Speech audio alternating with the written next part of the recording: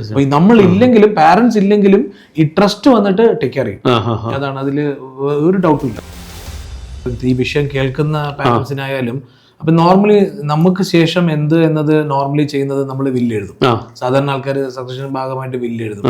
പക്ഷെ വില്ല് ഒരിക്കലും ഇതിനുള്ള സൊല്യൂഷൻ അല്ല.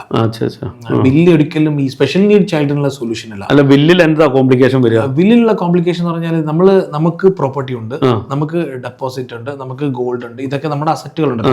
നമ്മൾ അത് എഴുതി കൊടുക്കുവാണ്, ആർക്ക് എങ്ങനെ എന്ന് എഴുതി കൊടുക്കുക അല്ലെ. ഇപ്പൊ നമ്മളിപ്പം ഇപ്പം സാറിന് തന്നെ ഇപ്പം ഡോക്ടർക്ക് തന്നെ വന്നിട്ട് 2 മക്കളുണ്ട്. ഡോക്ടറുടെ പ്രോപ്പർട്ടികളിൽ ഇങ്ങനത്തെ ഡീറ്റെയിൽസും കാര്യങ്ങളൊക്കെ ഇയാനെ നോക്കണം എന്ന് പറയും. ഇയാൻ is not a competent person. ഇയാൻ കോൺട്രാക്ടും കാര്യങ്ങളൊന്നും എഴുതാനൊന്നും പറ്റില്ല. അപ്പം ഈ 2 അനിയന്മാർക്കായിരിക്കും ചിലപ്പോൾ എഴുതി കൊടുത്തത്. അവരോട് പറഞ്ഞിരിക്കുന്നത് ഇയാനെ നോക്കണം എന്നുള്ള ഡ്യൂട്ടി അവരെ ഏൽപ്പിച്ചിരിക്കുകയാണ്. ഈ കാശും ഈ പ്രോപ്പർട്ടി കൊടുത്തിട്ട് അവരുടെ ആയല്ലോ, അവര് നോക്കുമെന്നതിന് ഗ്യാരണ്ടി ഒന്നുമില്ല. റെഗുലേഷൻസ് ഇല്ല, റൂൾ ഇല്ല, അതിനൊരു നിയമമില്ല. മോറലി എനിക്ക് വിശ്വസിക്കുന്നു അവർ നോക്കും എന്ന് വിശ്വാസമുള്ളൂ. അത്രേ ഉള്ളൂ. അതാണ് വില്ല്. വില്ല് എന്ന് പറഞ്ഞാൽ കൊടുത്തു കഴിഞ്ഞാൽ അദ്ദേഹത്തിന്റെയാണ്. അപ്പൊ അതിൽ കൂടി നമുക്ക് റെഗുലേറ്റ് ചെയ്യാൻ പറ്റില്ല. അതേ സമയത്ത് ഇപ്പം ഇയാന്റെ ഒരു ഫോർ എക്സാമ്പിൾ ഡോക്ടർ അതിന് പകരം ഈ പൈസ ഈ കൊടുക്കുന്നത് ഇയാന്റെ കൊടുക്കേണ്ടതാണല്ലോ മറ്റവരെ ഏൽപ്പിച്ചിരിക്കുന്നത്. കാരണം ഇയാൻ ഇത് ഹാൻഡിൽ ചെയ്യാൻ പറ്റില്ല. ഞാനൊരു പറയണം ഡോക്ടർക്ക് മനസ്സിലാൻ വേണ്ടിയിട്ട്. അതേസമയത്ത് ഡോക്ടർ ഇയാൻ പ്രൈവറ്റ് ട്രസ്റ്റ് ഉണ്ടാക്കും.